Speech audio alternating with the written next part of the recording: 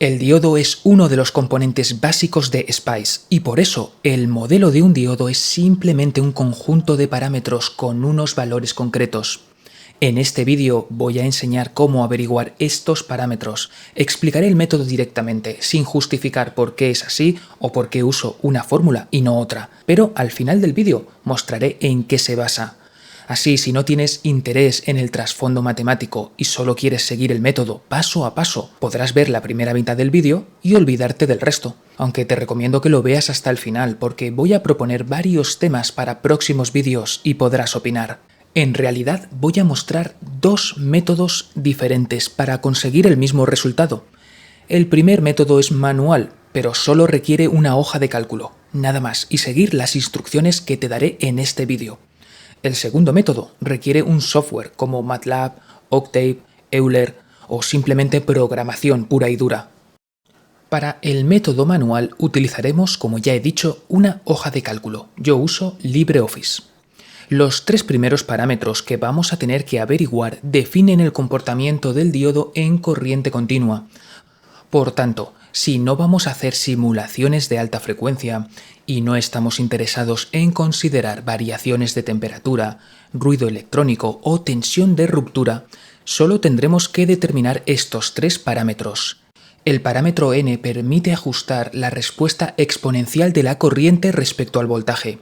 El parámetro is refleja más o menos la corriente inversa de saturación y el parámetro rs la resistencia parásita interna. Empezaremos dando unos valores iniciales a estos parámetros. ¿Cómo? Bueno, nos los inventamos. Sí, nos los inventamos.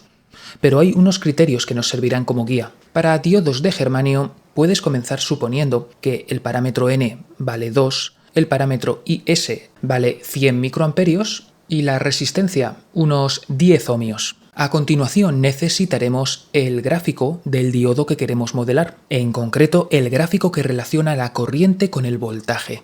Puede ser el gráfico del manual del fabricante, un gráfico que hemos obtenido nosotros mismos. Yo voy a usar el que mostré en el vídeo anterior, uno de los 3 diodos de germanio de AliExpress.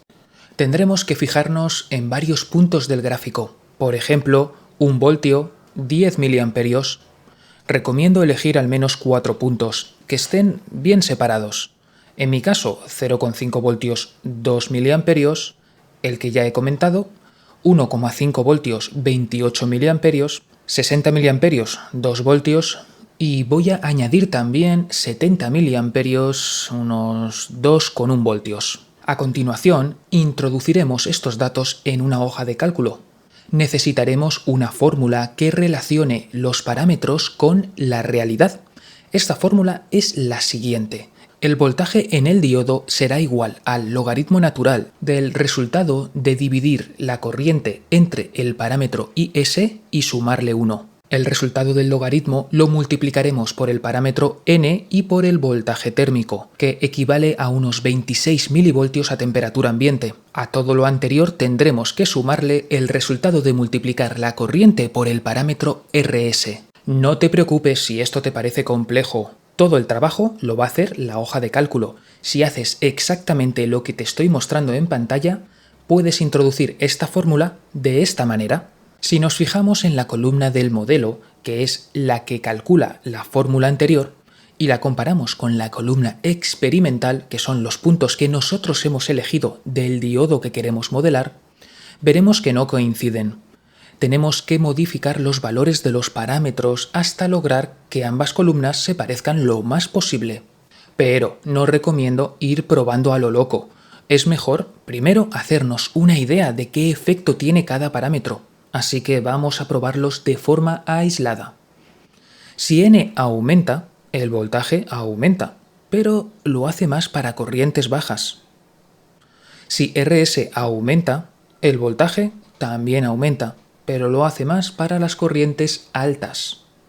Si is aumenta, el voltaje ahora disminuye y lo hace más para corrientes bajas.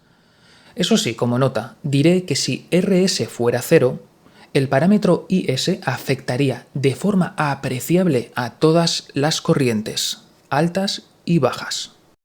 Así que tenemos varias estrategias posibles y te propongo enfocar este problema como un juego. ¿Qué necesitamos? Incrementar el valor del voltaje de todas las filas. ¿Cómo? Por ejemplo, podemos empezar aumentando N y luego RS para así incrementar el valor del voltaje para corrientes bajas y altas respectivamente. Después de hacer esto, vemos que la última fila ya casi coincide, pero para bajas corrientes todavía hay una diferencia. Así que reduciré el valor de RS un poco, a 15, e incrementaré también un poco el valor de N. Ahora está mucho mejor. Está todo un poco más bajo de lo que debería, pero quizá ahora es el momento de decrementar el parámetro IS para compensarlo. A 25 microamperios se ve bastante bien. La idea es seguir jugando hasta encontrar una combinación que se ajuste al máximo. Yo voy a elegir N 4,5, IS 10 microamperios y RS 16. El ajuste no es perfecto, lo sé, pero luego explicaré por qué he elegido estos valores y no otros. Abajo voy a reservar la columna de la izquierda para establecer un rango de corrientes desde 0 a 70 mA. En la segunda columna pondré los puntos experimentales que elegí del gráfico. Finalmente, en la tercera, la fórmula que enseñé antes, la del logaritmo. Basta con copiar y pegar. Y por supuesto extender hacia abajo. Doy por hecho que te manejas más o menos bien con una hoja de cálculo. Ahora podemos hacer un gráfico de tipo XY y comprobar de manera visual el ajuste. Ya dije, no es exacto, pero es bastante razonable, sobre todo si lo comparamos con el de un modelo genérico. Y debo decir, este es un diodo de germanio. Los ajustes para diodos de silicio y Schottky son normalmente mucho mejores. Ahora ya podemos usar este modelo en LTSpice, por ejemplo, de forma sencilla. Con una simulación de tipo DC podemos obtener el gráfico. Así podremos comprobar que se parece bastante al gráfico de partida. Si no es así, seguramente habremos cometido algún error durante el proceso. Antes de seguir construyendo nuestro modelo, voy a enseñar un método automático para obtener los valores de los tres parámetros que acabamos de ver. Para ello necesitaremos algún tipo de software matemático capaz de realizar ajustes no lineales y preferiblemente que permita establecer límites inferiores y superiores a las variables. MATLAB es una opción, pero también una opción cara. Así que voy a mostrar cómo hacerlo usando una alternativa gratuita, Octave. Si no sabes usar MATLAB u Octave y quieres probar este método, te recomiendo que utilices el programa que te dejo en pantalla.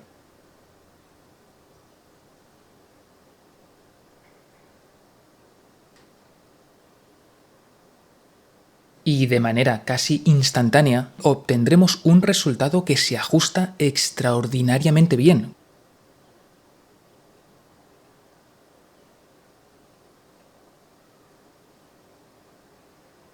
Como podemos ver, y si queremos podemos usar estos parámetros perfectamente. Yo, sin embargo, he decidido buscar una mejor solución, aunque no se ajuste tan bien. ¿Por qué? Bueno, en primer lugar, n igual a 13 es un valor muy alto, que físicamente no tiene mucho sentido.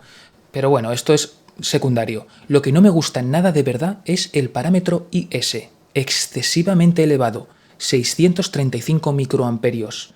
¿Por qué es excesivamente elevado? Porque yo sé que este diodo tiene una corriente inversa mucho más baja, lo he medido. Y a menudo es preferible usar un valor de IS más exacto, aunque tengamos que sacrificar la precisión de la curva corriente-voltaje. Si estás aprendiendo, probablemente no importe, así que elige el camino que más te guste y experimenta. Yo, sin embargo, voy a mostrar cómo modificar el programa para fijar el valor del parámetro IS en torno a 10 microamperios. En concreto, voy a restringir el valor del parámetro IS a un 10% arriba o abajo de 10 microamperios. Ahora, el resultado es muy parecido al que yo elegí antes y no es casualidad. Yo ya lo conocía. Como soy un programador muy experimentado, suelo programar mis propias herramientas para hacer cálculos matemáticos y demás. Así que yo ya disponía de un programa automático para crear modelos de diodos, escrito por mí mismo. Pero en este vídeo quería enseñar Alternativas sencillas para que cualquiera pudiera hacerlo sin necesidad de saber programar, incluso sin necesidad de saber usar MATLAB, por ejemplo. Si es tu caso, te propongo el primer método, una simple hoja de cálculo.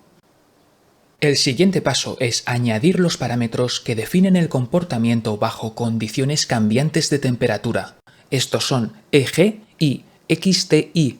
Para un diodo de germanio te recomiendo EG 0,67 y XTI 3. Y si es un diodo de silicio, EG 1,11. Para terminar, solo falta definir cuál será la tensión de ruptura. Para esto hay dos parámetros. El primero es BV. Lo añadimos si asignamos el valor de la tensión inversa a partir de la cual el diodo comenzará a conducir. Así de simple. El otro parámetro es IBV, cuyo cálculo es bastante complejo, pero la buena noticia es que normalmente su valor no será crítico. Para un diodo de germanio, una fórmula sencilla que yo propongo es 100 multiplicado por el valor de BV multiplicado por el valor de IS. Es una regla sencilla. En este caso, si BV es 20, por ejemplo, IBV será 20 milis, puesto que el parámetro IS era igual a 10 microamperios. El valor exacto no afectará notablemente al resultado de las simulaciones, ya que la alta resistencia interna de este diodo de germanio va a dominar, como se aprecia en esta zona donde la corriente es linealmente proporcional al voltaje. Pero si obtenemos algún error de convergencia durante la simulación, podemos tratar de incrementar el valor del parámetro IBV. Enhorabuena, con esto habrás modelizado el comportamiento en corriente continua de tu diodo. Para modelizar el comportamiento completo en corriente alterna, necesitamos considerar las dos capacidades parásitas básicas de un diodo semiconductor, la capacidad de unión y la capacidad de difusión. La primera es la más importante cuando el diodo está polarizado en inversa, mientras que la segunda lo es mientras la polarización es directa. Y también es la que más efecto tiene en las aplicaciones de rectificación y conmutación. Ojo, por tanto, al simular fuentes de alimentación o mezcladores de radiofrecuencia. La capacidad de difusión es una limitación importante de muchos diodos de silicio y también limita la respuesta en frecuencia de los transistores bipolares, ya sean NPN o PNP.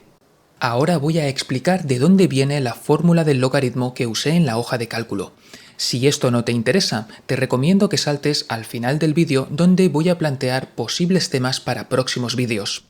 Bien, esta es la ecuación de un diodo ideal. Es fácil trabajar con esta fórmula porque es posible despejar cualquier variable usando álgebra elemental. El voltaje térmico es constante mientras la temperatura no cambie y una vez elegidos los parámetros IS y N, se trata de una ecuación simple de primer grado que relaciona corriente y voltaje. Pero un diodo real tiene una cierta cantidad de resistencia parásita y al considerarla, la fórmula queda así. No parece mucho más compleja, sin embargo, se ha convertido en una ecuación trascendente. En otras palabras, no puede resolverse algebraicamente. No es posible despejarla ahí.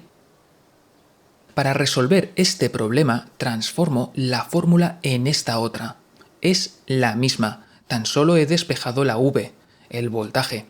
El único paso un poco más complicado de ver a simple vista si las matemáticas no son lo tuyo, es que he tomado logaritmos a ambos lados del igual para eliminar la exponencial. Pero no importa, la idea clave es que ahora podemos manipular esta fórmula en una sencilla hoja de cálculo. Déjame en los comentarios qué te gustaría ver a continuación. La primera opción es completar el modelo del diodo semiconductor que he mostrado en este vídeo para incluir los efectos de capacidades parásitas y poder hacer simulaciones en corriente alterna. Y la segunda opción, cómo hacer un modelo de un diodo de vacío para poder simular cualquier tipo de rectificador valvular o diodo de señal en SPICE aunque no encontremos el modelo adecuado en Internet. En otras palabras, un vídeo como este que acabas de ver, pero aplicado a válvulas de vacío. Hacer vídeos como estos me lleva mucho tiempo, por eso te agradezco mucho tu suscripción, tu like que comentes cualquier cosa que te apetezca, tanto si te ha gustado como si echas algo en falta en este vídeo, y también, sobre todo, que compartas el contenido. Muchas gracias y espero que sigas al otro lado en la próxima entrega, muy pronto, de En Clave de Retro.